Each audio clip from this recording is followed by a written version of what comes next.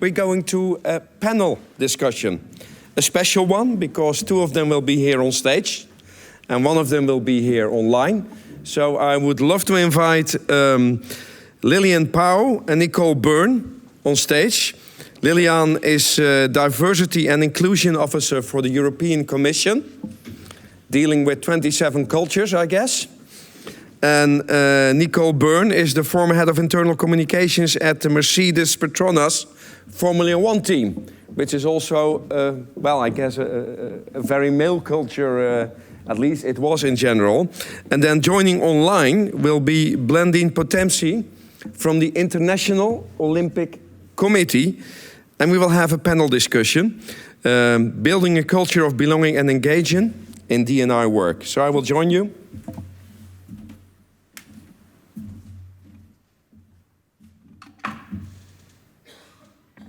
Let's bring a microphone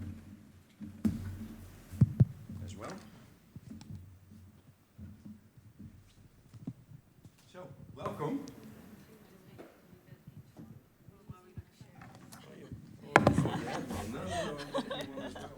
Here you are. You should be heard on this topic. And Blandine is online. Welcome, Blandine.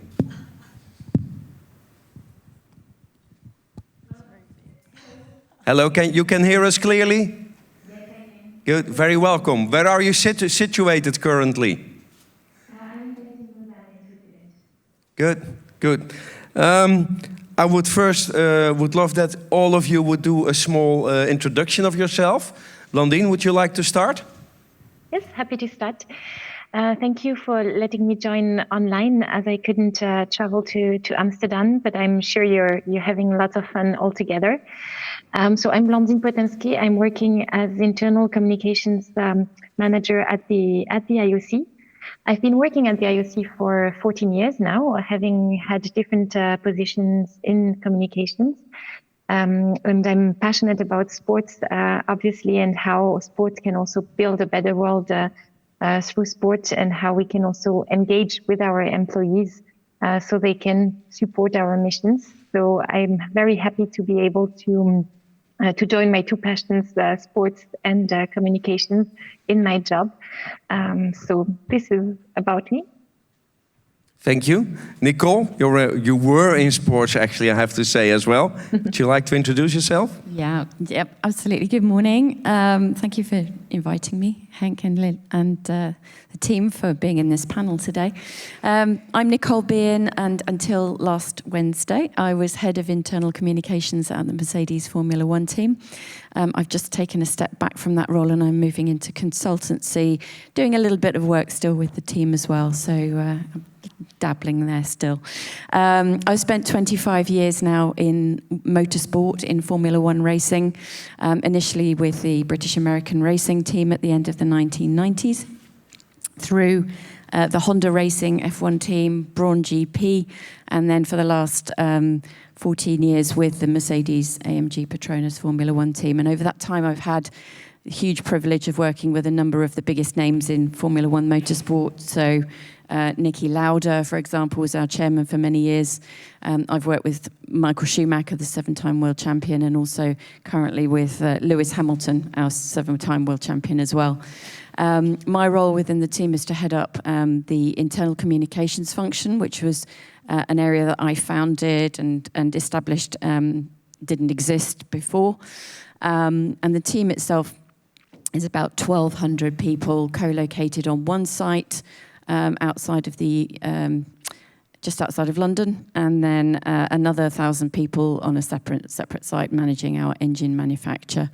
And as head of internal communications, I looked after the business partnering on internal communications with leadership and with all of the various different areas. So that covered everything from managing channels through to looking after programs such as our EDI communications program, areas around sustainability, employee well-being, also a very wide range of different projects. And different challenges. Liliana, would you like to introduce yourself? Good morning, and thank you for having us over today. My name is Liliana Pauw. I work at the Diversity and Inclusion Office of the European Commission. And well, in the past over 20 years, I've worked in the domains of strategic communications, HR and internal communications, and also talent management, and now diversity and inclusion. So really everything that encompasses the employee experience and the key factors for that. So right now in the diversity and inclusion office, we're a small team of 5 people working for the whole commission and executive agency, so that's around 40,000 employees. And my focus is a lot on communications, raising awareness, and also in developing training initiatives that actually support the EDI goals we have. Good. What I'm curious after is COVID happened, and then I know at your organizations, some of you, well, a lot of them kept remote working. How do you create a culture of engaging and belonging when people are getting literally more distance between them? Could you tell us, Blandine, how you did it at the Olympic Committee? Yes, sure, with pleasure. So we were in a way lucky that we had already a kind of remote work policy before COVID. So people were already used to work remotely. So when we suddenly had to go back home for 5 days a week, we had the tools to do so. We were kind of ready. Of course, we had to adapt our communication, but at least the tools were working and were there. So this was really helpful for us. And then it was also an opportunity for us to accelerate some projects we had. So for example, like 1 week after the lockdown, we launched an internal newsletter that we had already in the drawers for a couple months, but we could launch it very fast in a very agile way to inform our colleagues. So this was really a positive element actually during COVID, and we also increased the frequency of the communication of our leadership, because as you may know, we had to postpone the Olympic Games of Tokyo 2020, and this was really a huge task for us, especially remotely. So informing staff regularly, having the leadership talk directly to staff, having the possibility to ask direct questions to the leadership was very much appreciated. And we had the tools to do so. So we could be really agile and fast and adapt to the changing. Good. How was that for you, Liliana, working from Brussels and then COVID happening, people remote working? Did it stop your investment or did it accelerate? How did you handle it? Actually, we talk a lot about COVID and the negative effects and people distancing each other, but actually there were also positives about COVID. And for some employees, it was actually very positive. Their colleagues were neurodivergent that really appreciated that, because it took a lot of pressure away from them. And even for introverts who actually make there's studies showing that 50%, up to 50% of our employees worldwide, and I'm talking globally, not just European Commission, are actually introverts. And introverts do not enjoy the working in the office every day that much. So for a lot of people, it was actually positive in that sense that they could work from home. And the other positive that it brought, I'm focusing on the positives because we all know the negatives. So the other positive that it brought is that it actually increased the use of digital tools a lot, which enabled us to increase our reach for many people. So we actually changed a bit the culture. People were making a conscious effort to engage with people more, and we were trying to be more inclusive. The digital tools allowed us to include a lot more people that we weren't traditionally reaching. And then we also used that to create a culture shift through the communication. Also with COVID, everything that was happening, we were trying to listen a lot more to what people needed. That's the #1 key. Stop making assumptions, really listen, see what people needed, how we could actually make them feel better. So everything, all this that actually is conducive to inclusion and more a sense of belonging. So we actually, how did we actually do it? We did things like town hall meetings a lot more regularly, opened up and really answered to all the questions that people had. Even when we ran out of time, we would answer in writing. So we did that, and we tried to really instill this culture of, okay, let's listen to each other, let's be respectful. Also, you know, a lot more in the online chats and everything. Let's be respectful. And we also used a lot of small step interventions. So we introduced training. We knew that people were online. Before COVID, people didn't do that much training online. But with COVID, everybody was actually spending a lot more time. So we developed a 12-step diversity and inclusion learning challenge, which was really 11 short videos, 3 to 5 minutes each, or an article introducing different key topics. So what is equity versus equality, LGBTI in the workplace, it could be, so a lot of different things. What are microaggressions? What can you do as a bystander? And the last question, which we previewed, you know, as in the beginning, was what 3 things are you going to take to your workplace that you learn from this? And we actually got a lot of input from there that fed into our further actions because people told us what they needed. And then we also used a lot of work. That's why I mean also guerrilla tactics, like we use captive audiences. So we would go to existing meetings of managers or of other groups, and we basically crashed the meeting and introduced a bit the concept of inclusion. They loved it, Yes. actually. They did love it because we actually showed them. A lot of times people think, we don't focus that much on diversity. People think diversity, it actually splits people into categories and groups. It's a bit divisive. So we focus a lot on the inclusion part and why it's relevant to you. It's like any good internal communication, you make it relevant to all the audiences. So basically, that's a bit what we did with quite a lot of success engaging people. And in the end, we try to transmit the message. It's not that much about the medium, if you do it online, in person, or hybrid, which has its own challenges. It's more about trying to be kind to each other and creating that inclusion regardless of who it is. Okay. Nicole, I can guess for you it's a bit different with so many people, well, blue-collar workers in the factory, people traveling all over the world, and COVID is happening. How do you bring your message? Or how did you do it? And because you had to be inventive as well, I guess. Yeah, I think for us probably it was the other way around. So we're an interesting organisation. Mercedes-AMG Petronas effectively is a sports team, but it's a sports team that also has a very big engineering technology division. And as a sports team, we place a lot of emphasis on being co-located and working together in one space. It brings that mentality of almost, you know, you can't play a football match if the football players are not all on the pitch. And we have very much that same culture. And also we firmly believe that actually being co-located enables people to be more creative, to be more innovative. You have the opportunity for real-time feedback on work that you're doing. It gives the space and the opportunity for spontaneous brainstorming.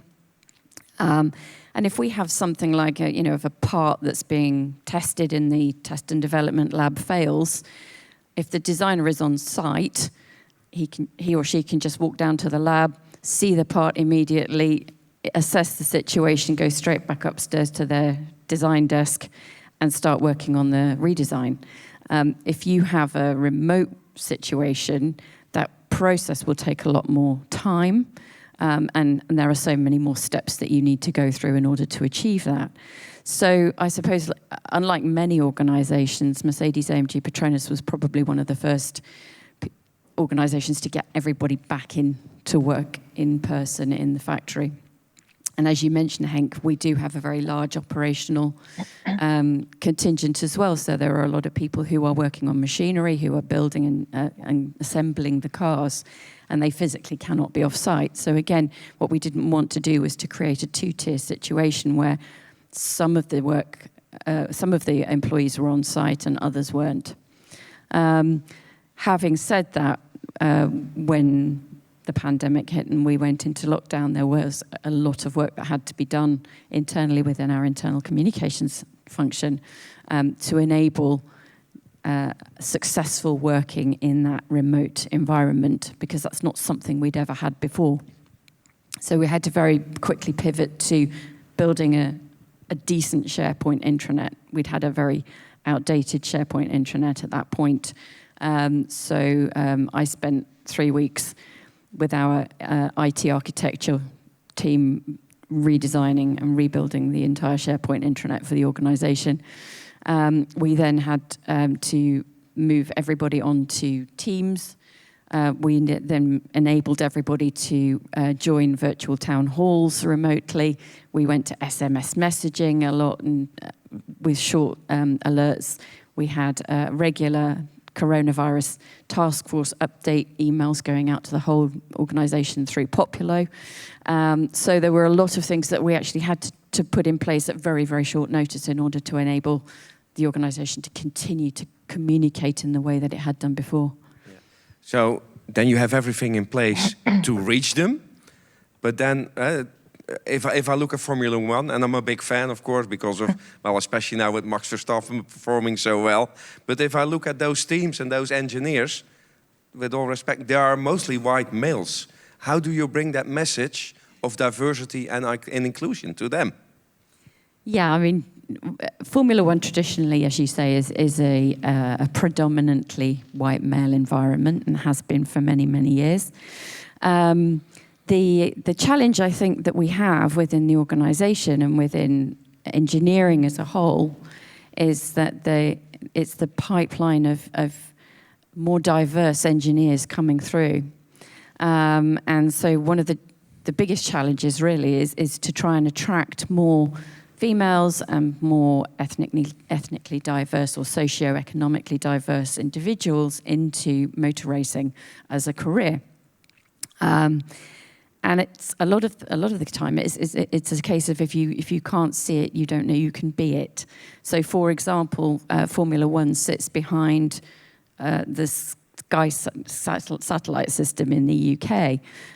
So unless you have Sky TV, you can't watch it on television. Now, if you're from a low-income family, Sky TV may not be available to you, so you don't even know that Formula One exists.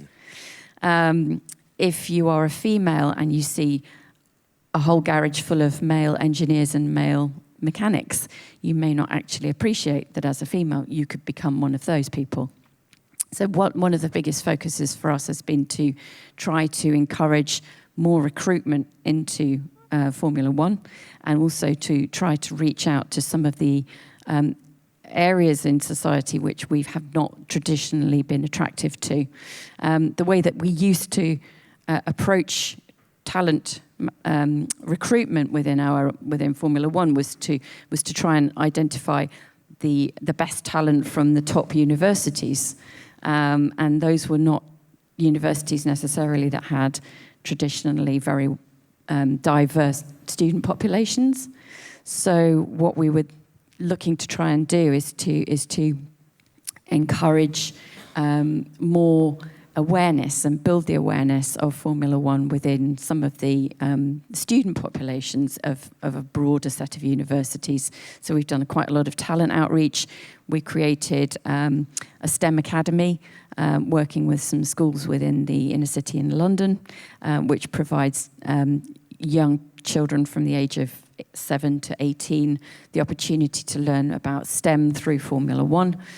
We've created mentoring programs. We're collaborating with an award-winning social enterprise in the UK called the STEMettes, which works to encourage young women and non-binary individuals into engineering and science and technology and maths subjects.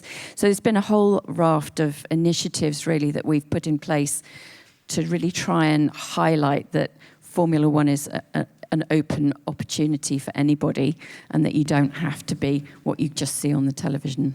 Okay. Blandine, hi. I think you have a different challenge because you are dealing with a lot of different cultures. How does that work in this area? Yes, we indeed have different nationalities amongst our colleagues. So we have indeed also to take lots of attention about that internally. But we're also working with different stakeholders, may it be the international federations or the organizing committees of future Olympic Games. So we had to work with people from Tokyo, from Beijing, now from Paris, Milano, LA, Brisbane. So there's lots of different cultures, and what we try to do is having also cultural awareness seminars to support our colleagues who are working with different cultures to first get to know the other culture a little bit better, to understand them, and to know how to deal with it when there's a conflict or a disagreement, etc. So we try to teach that, to have some training sessions for colleagues. And of course, it's also a habit then to be quite inclusive. We were speaking before about inclusion and diversity, so we're also trying to embed that inclusion and diversity aspects. May it be about biases that you could have on how you do business with other cultures. So we also have unconscious bias trainings to support that, and to really have that all-together aspect and sense of belonging, especially since this is in our DNA at the Olympics. Everyone is welcome. We welcome the world to the Olympic Games. May it be the athletes who are on stage, but also the spectators. So it's really in our DNA and in our way of working to be inclusive and to take care and understand the other cultures. Good. Liliane, actually the same challenge for you, 27 different cultures. I'd like that you mentioned you used video for them, but are you able to share one message to all those different cultures?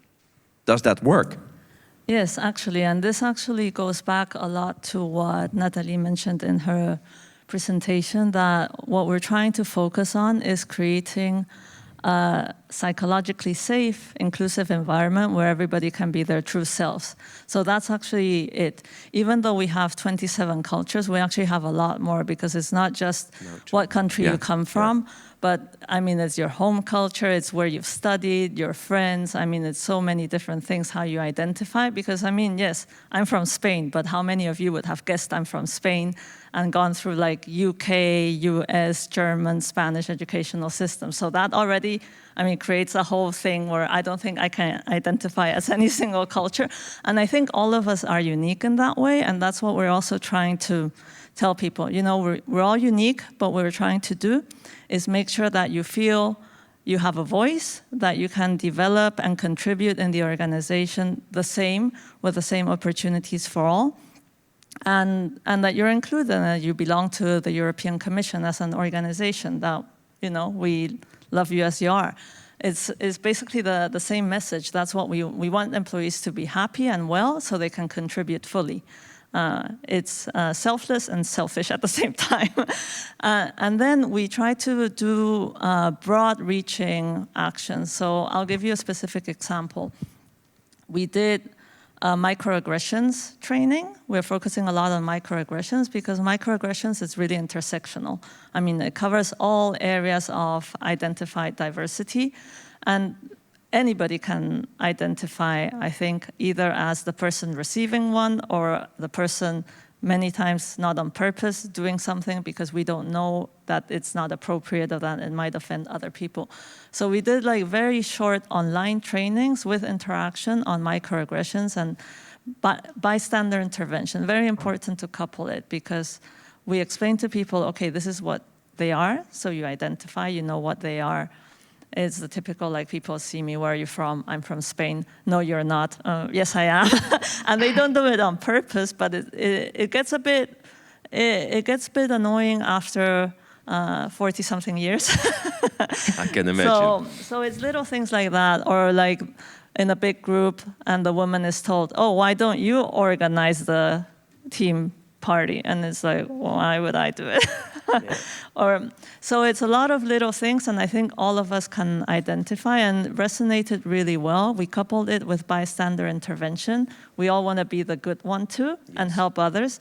So what 5 things can you do easily to support your colleague and to improve the organizational culture? So that is something that, regardless of what culture, what background you have, it actually is helpful, and it resonates quite well. Can you somehow measure it, if they actually do it as well?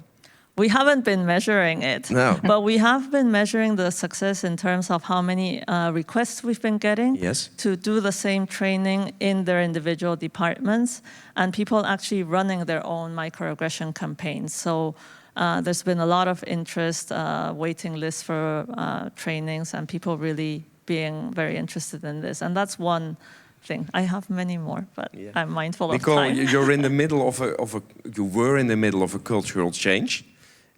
Could you tell us something more about the successes and how do you manage to get that white male Formula One team to become a more inclusive organization? Sure. Yeah, I mean, I think just picking up on what Liliana was saying, one of the first things that we did, so June 2020, we obviously decided that we needed to make a big shift within our organisation to become more culturally diverse. We have a very diverse workforce in terms of nationality. I think we worked out about 26 different nationalities working within the team. So people from all over the world come to, outside London in this tiny little place in the middle of nowhere to come and be part of a Formula One team. We're very proud of that. But what we found was that it's still quite male biased, and there are more males than females. I think in the non-technical side of the team, we're at nearly 60% female. Really? But in the technical side, it's still only around, it was about 9% female. Okay. So identifying ways that we could encourage more females to come into the team was what I sort of outlined before. But we created a program called Accelerate 25, and that encompassed a whole raft of training and new developments within our team. And one of the things we did very quickly was to recruit 25 diverse team members from within the organisation to become part of an EDI forum. And they have been driving a number of initiatives within the team to enhance a way that we communicate with each other. So we use that forum as our strategic partner. They bring their expertise, they bring their experiences. And one of the things that we did with them was to ask them to talk about the microaggressions that they had experienced. And we captured all of their experiences into a video, which was talking about it's not okay to. And they fed back information to us around, and we included their words within the video around things like it's not okay to say, to call me a part-timer if I leave work early to go and pick up my children from school.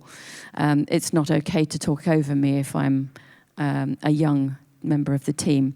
And all of these were captured in this video, which then showed to the whole team. And it just opened up the conversation where some of our male colleagues were saying, oh gosh, I didn't realize I did that, Yeah.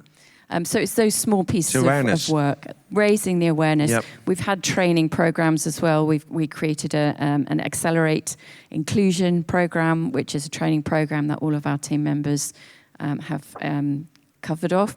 And also our managers have been through Accelerate Inclusion training as well. So Inclusive Excellence, we call their program.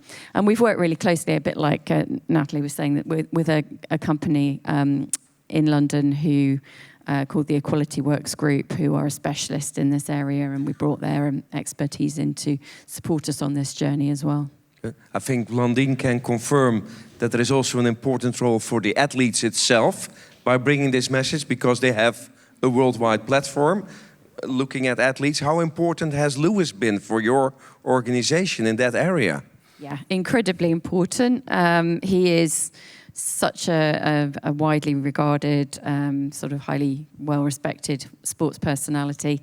And he's also very vocal and he cares a lot about increasing diversity. So he's given a lot of his time to our initiatives, where we've created the STEM Academy in London. He's been visited, met the children.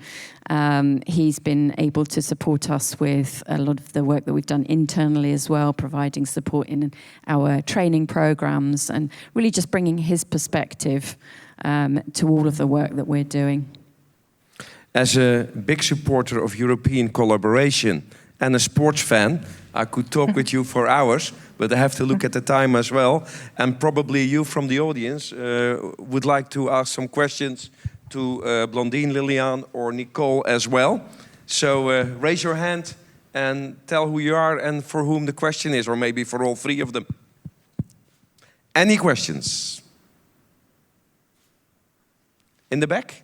No?